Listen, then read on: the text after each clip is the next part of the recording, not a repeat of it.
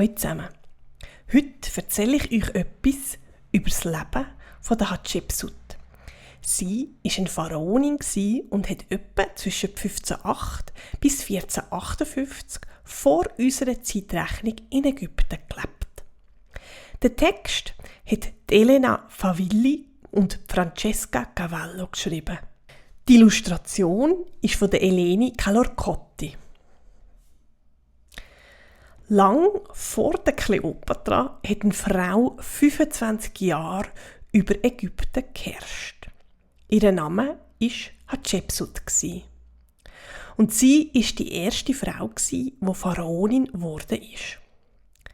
Der Gedanke, eine Frau könnte Pharao werden, ist zu dieser Zeit vielen sehr absurd vorgekommen. Und darum hat sich Hatschepsut als Mann ausgeben, um auf dem Thron nicht erkannt zu werden.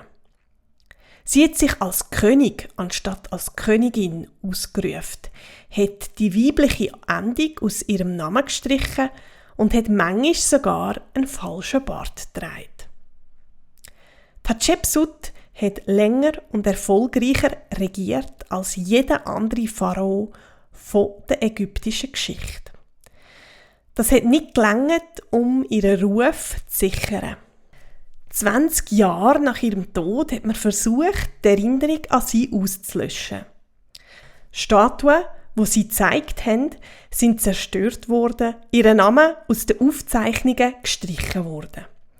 Offenbar hat eine Pharaonin den Menschen Angst gemacht. Was, wenn ihr Erfolg mehr Frauen ermutigt hätte, ebenfalls die Macht anzustreben. Glücklicherweise sind genug Spuren aus ihrem Leben und ihrer Arbeit erhalten geblieben, sodass neuzeitliche Archäologinnen und Archäologen die Geschichte von der Hatschepsut rekonstruieren konnten. Einbalsamiert und in Leinen gewickelt ist die Mumie von der Hatschepsut aus dem ursprünglichen Grab rausgenommen und versteckt worden.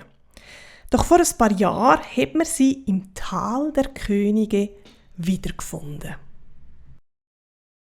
Ich habe aufgebaut, was in Trümmer gelegen ist. Ich habe gerettet, was zerstört worden ist. Das war die Geschichte von der Hatschepsut. Ich hoffe, sie hat euch gefallen. Bis gleich wieder. Tschüss.